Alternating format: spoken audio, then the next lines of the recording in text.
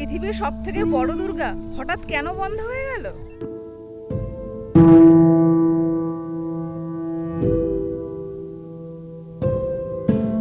এত বড় পুজো কেন বন্ধ হয়ে গেল?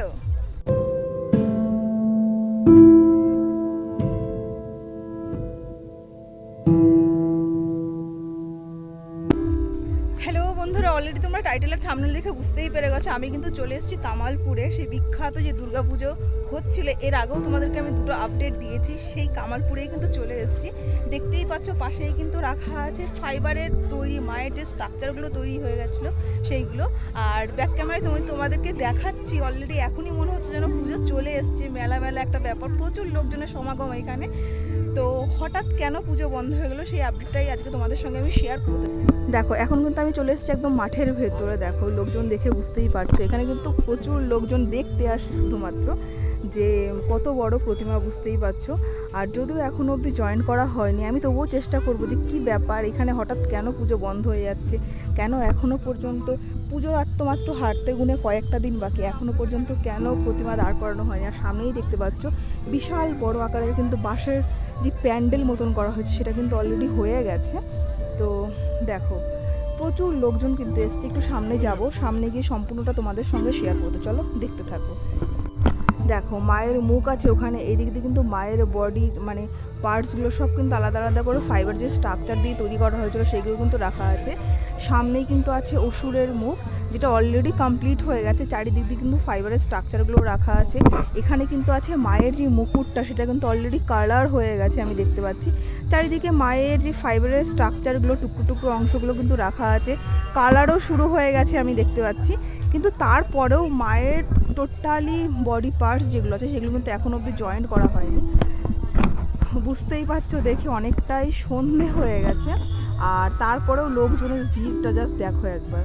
আর সব থেকে বড় কথা হচ্ছে ওই পেছনে যেখানে গাড়ি একটা দাঁড়ানো আছে ওটা কিন্তু পুলিশের গাড়ি, ওখানে কিন্তু পুলিশও দাঁড়িয়ে আছে। কি ব্যাপার কিনা সেটা এখানকার সব লোকজন কিংবা যিনি কর্মকর্তারা আছেন, আমি চেষ্টা করব ওনাদের মুখ থেকে কিছু কথা তোমাদেরকে শোনানোর জন্য। হঠাৎ কী কারণে বন্ধ হয়ে গেল? এখানে কিন্তু অসুরের স্ট্রাকচার অলরেডি কমপ্লিট হয়ে গেছে। চারিদিক দিয়ে কিন্তু মায়ের যে সন্তানরা তাদেরও কিন্তু ফাইবারের স্ট্রাকচার তৈরি হয়ে গেছে, দেখতেই পাচ্ছ। আর ভিড় দেখো জাস্ট, এখনই কিন্তু দূর দূরান্ত থেকে সবাই দেখতে আসছে শুধুমাত্র এত বড় প্রতিমা।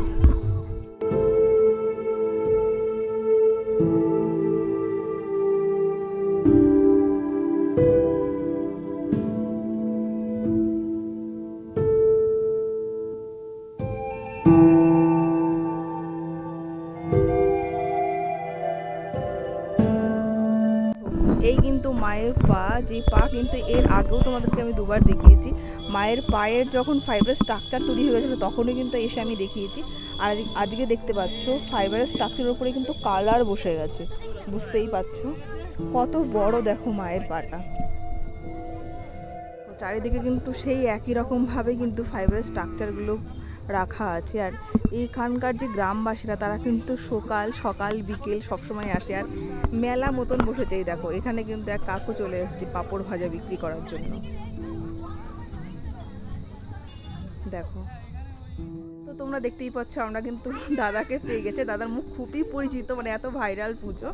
তো দাদা আমার প্রথম প্রশ্ন এটাই যে এত ভাইরাল পুজো, এত ফাঁকা বড় মাঠ, তা সত্ত্বেও হঠাৎ পুজো বন্ধ হয়ে যাওয়ার কারণ? না এটা তো আমাদেরও একটা প্রশ্ন, ঠিক আছে। তো প্রশ্নটা এই কারণেই, এই গত পরশু দিন হঠাৎ করেই পুলিশ এসে মোটামুটি আমাদের কাজটা সব বন্ধ করে দেয়।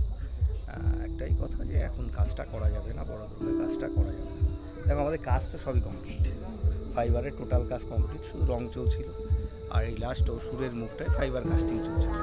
তো এটা হলো আমাদের টোটাল কমপ্লিট ছিল। আর গণেশের মুখটা বাকি ছিল। তো এটাই লাস্ট কাজ ছিল। তো তারপরেই হঠাৎ করে একটা যেটা শোনা যাচ্ছে যে প্রশাসন কী কারণে এটা করেছে, তার কারণে আমরা কোনো আজ পর্যন্ত নোটিশ পাইনি। তো একটা কোনো কিছু করতে হলে কোনো তো নোটিশ সাবমিট করবে যে এই কারণে বাবা তোমার এই জিনিসটা এটা হচ্ছে, তো কোনোটাই করেনি। তো যাই হোক, সেই হিসাবে আমরা হাইকোর্ট, এটা আমরা গতকাল পিটিশন হচ্ছে, মানে আমরা এই পুজো পারমিশনের জন্য হাইকোর্ট পিটিশন করেছি। মঙ্গলবারে হয়তো এটা তার আগে আমরা যেটা করছি কি, দেখো একটা পুজো নিয়ে হাইকোর্ট কেন যাবো?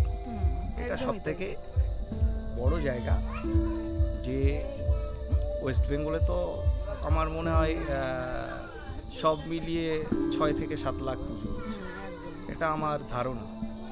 তো সেই জায়গায় দাঁড়িয়ে দেখো, সব পুজো যদি মনে করে যে আমার ক্রাউড ফ্রি হবে, মানে ধরো লোকজনের সংখ্যা বাড়বে না, অল্প লোকেই হয়ে যাবে, কোনো ঝামেলা হবে না, তো এটা ভাবাটা অযৌক্তিক।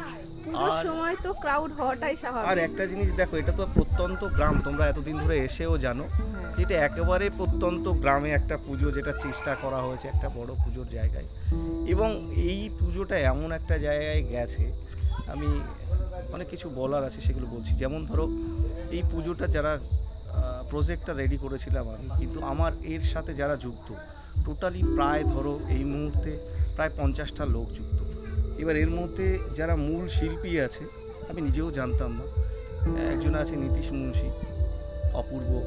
তো অপূর্ব একটা কলেজে ও অলরেডি আর্টের টিচার। তো সেকেন্ড হচ্ছে নীতিশ মুন্সি, যার কথা আমি বললাম, আমি নিজেও জানতাম না, কিছুদিন আগেই আমি জেনেছি। ও অলরেডি 2 বার রাষ্ট্রপতির কাছ থেকে সম্বর্ধিত হয়েছে আর্ট নিয়ে। তো অলরেডি রামনাথ কোবিন্দ এবং প্রণব মুখোপাধ্যায়ের কাছ থেকেও সম্বর্ধিত। তো এইখানে যে স্ট্রাকচার তৈরি হয়েছে ফাইবারের, যেটা বলো, তো এইটা তো একটা মানুষ পছন্দ করেছে বলেই তো ভাইরাল হয়েছে। দেখো, যে জিনিসটার চাহিদা আছে, মানুষ যেটা চাইছে, সেটাকে আমার মনে হয় সুষ্ঠুভাবে করাটাই বেটার। কারণ এটা যদি মানুষ না চাইতো, এত দর্শক আসতো না, এত সবাই আসতো না। তো মানুষ যেখানে চাইছে, আমার মনে হয় মানুষের মতটা দেওয়াটাই বাঞ্ছনীয় হবে। কারণ আমি বলছি, এই ভিড়টা কি আমাদের এক্সট্রা যত পুজো আছে, তো তাদের কি হবে না? তো একটা গ্রামের পুজোতেই শুধু ভিড় হবে? এটা আমার সবথেকে বড় প্রশ্ন, যে গ্রামের পুজো ছাড়া কি আর কোনো পুজোতে ভিড় হবে না? এই একটা পুজোতেই ভিড় হবে? সব মানুষ কি এখানেই থাকবে? আর সব মানুষ যদি এখানে থাকেও, প্রশাসন তার দায়িত্ব থেকে মুখ ফেরাতে পারে না। কারণ আমি যদি আগেই ভয় পেয়ে যাই স্টাম্পেড হয়ে যাবে, স্টাম্পেডটা হবে কেন? সবাইকে কাজ করতে হবে, কাজ করবে না কেন? প্রশাসনের দায়িত্ব স্টাম্পেড না যাতে হয়, সুষ্ঠু সমাধান, কোনো কিছু ধ্বংস করে না, বন্ধ করে না। বন্ধ কেন করতে হবে? এত বড় একটা সৃষ্টি হয়েছে, যে সৃষ্টিটা সারা এখন পৃথিবীতেই, ধরো আমরা যদি বলি, আমরা গ্রিনিস বুক অফ ওয়ার্ল্ড রেকর্ডে আমরা অ্যাপ্লাই করেছি। এবং আর একটা জিনিসও যদি দেখো, এই বোধহয় ওয়েস্ট বেঙ্গলের কোনো পুজো যেহেতু বড় হচ্ছে বলে, আমরা ইউনেস্কোকেও আমন্ত্রণ জানিয়েছি আমাদের। তারা সাড়া দেবে কি না সেটা আমাদের এখনও জানা নেই, যদিও আর সম্পূর্ণটাই গভর্নমেন্টের ওপর নির্ভর করছে। যেটা আমাদের ইউনেস্কো যে সংস্থা আছে, যেটা আমাদের দুর্গা পুজোকে হেরিটেজ সম্মান দিয়েছে, তো আমরা তাদেরকেও আমন্ত্রণ জানিয়েছি বিশ্বের বড় দুর্গা দেখার জন্য। তো এই জায়গায় দাঁড়িয়ে, এটা তো শুধুমাত্র কামালপুর গ্রাম, ছোট্ট একটা গ্রাম করছে এরকম নয়, এর সাথে ধরো সবার সম্মান, মান সম্মান জড়িত আছে।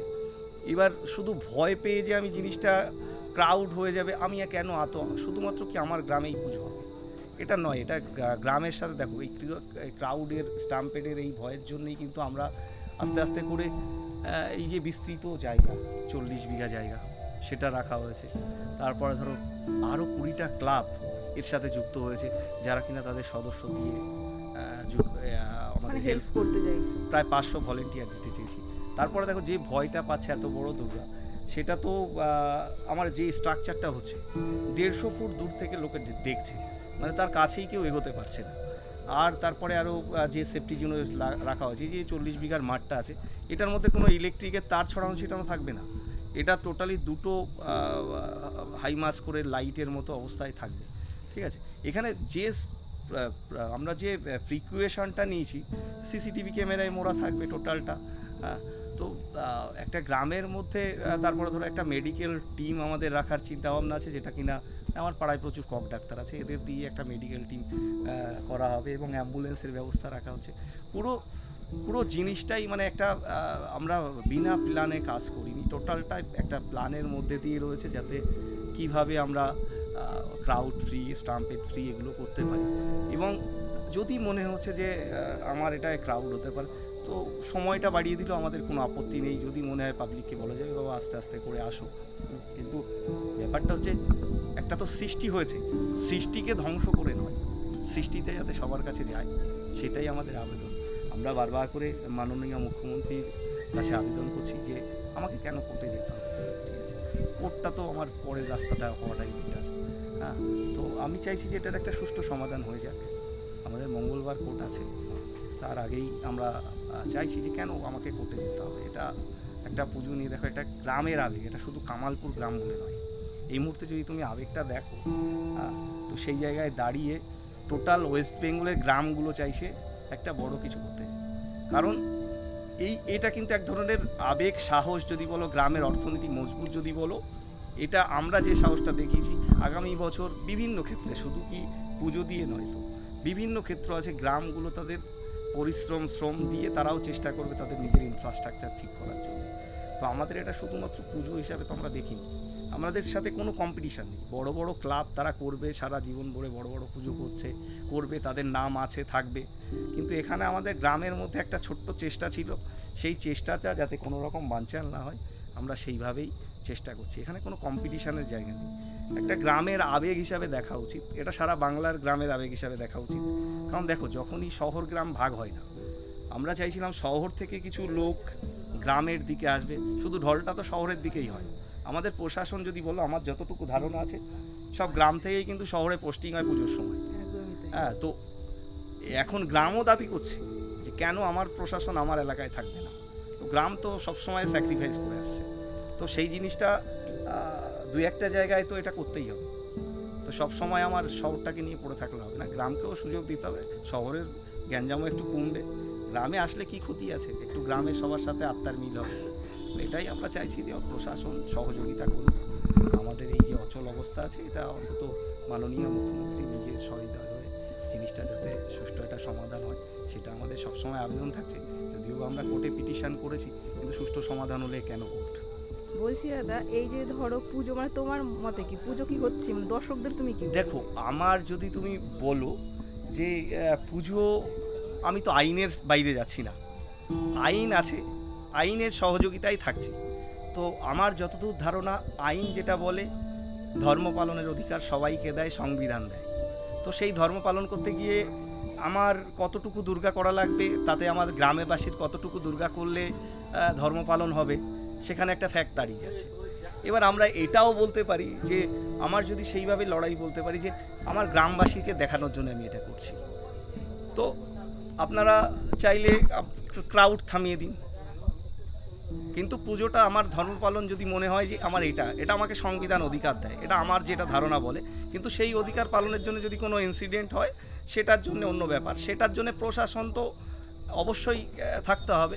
যদি তারা মনে করে যে না, এই ক্লাবকে চাপ না দিয়ে আমি লোক আটকাক, বাংলার মানুষ আটকাবে, সেটা আমার কোনো আপত্তি নেই। কিন্তু এই শুধুমাত্র ক্লাবকে, মানে আমার যেটা বলে, আমার ছোট্ট ধারণাতে এটাই বলে যে পুজো করার অধিকার সবার আছে। এবার সেটা, হ্যাঁ, আমাকে ছোট পুজো করার জন্যে 54 বছর ধরে ছোট পুজো করে এসেছি, কেউ আসেনি। একটা তো চেষ্টা করতে হবে। তোমাকে সারা জীবন ভরে ডাল ভাত খেতে দিলে তুমি ডাল ভাত খাবে? তোমার ইচ্ছা করবে না মাংস ভাত খেতে? তো সবাই একজনা মাংস খেতেই থাকবে, এটা হবে না। সেটা কি বন্ধ হচ্ছে নাকি? আমাদের চেষ্টা থাকবে শেষ অবধি। পুজোর থেকে আমরা পিছু হটতে চাইছি না। আমাদের গ্রামের আবেগ শুধু এটা আমার আবেগ নয়, এটা ব্যক্তিগতভাবে আমার আবেগ নয়, এটা সারা বাংলার গ্রামের আবেগ। এটা আমি বারবারই করে বলছি। আজকে তোমরা যদি কমেন্টগুলো দেখো, হ্যাঁ, সেই কমেন্টে দেখবে যে অন্তত বাংলার আবেগ আছে। হ্যাঁ, বাংলার আবেগ, এটা চলছে। তো ঠিক আছে দাদা, তোমার বক্তব্য আমি শুনলাম। সবাই, আমি সবার মাধ্যমেই বলছি, আবেদনটা জানাচ্ছি এই কারণেই। দেখো, এটা আমার শুধু ব্যক্তিগত আবেদন না, এটা সোজা টোটালি কামালপুর বলো, গ্রাম বাংলার মানুষ বলো, আমার আশেপাশের অঞ্চলের মানুষ বলো, সবারই একটাই ধারণা। কারণ কি দেখো, আমরা যেহেতু আইনের বাইরে আমরা যাচ্ছি না, সেই কারণেই আমাদের আইনটা মেনেই আমরা কাজ করি। তবে আইনের সাথে থেকেই, আইনের বাইরে নয়, গায়ের জোরে কোনো কিছু নয়। আমি আমার গ্রামের মানুষকে সবাইকে শান্ত করে রেখে অসুবিধা নেই। ঠিক আছে দাদা, অনেক ধন্যবাদ। তো তো দেখো তোমরা তো সম্পূর্ণটা দেখতেই পেলে, দাদার মুখ থেকে আমি শুনিয়েছি কি ব্যাপার কিনা, কেন পুজো বন্ধ হয়ে গেছে, সম্পূর্ণটাই তোমাদের সঙ্গে শেয়ার করেছি। এবার দেখো এত বড় পুজো যদি হয়, এনারা কেউই চাইছেন না যে আইনের বিরুদ্ধে গিয়ে কোনো কিছু হোক, সব কিছু সুষ্ঠুভাবে হোক, এটাই সবাই চাইছে। তো যাই হোক না কেন, কি হবে কি না হবে এরপরে নতুন আপডেট আমি তোমাদের সঙ্গে শেয়ার করবো। তো আজকের ভিডিওটা কেমন লাগলো অবশ্যই তোমরা কমেন্টে লিখে জানিও। যদি কিছু ভালো লাগে একটা লাইক অবশ্যই করো, চ্যানেলে নতুন হয়ে থাকলে চ্যানেলটাকে সাবস্ক্রাইব করে এরকম নতুন নতুন আরও অনেক ভিডিও পেতে। তো চলো আজকের মতো তোমরা সেইটুকুই, সবাই ভালো থেকো, সুস্থ থেকো, খুব তাড়াতাড়ি তোমাদের সঙ্গে দেখা হচ্ছে, টাটা।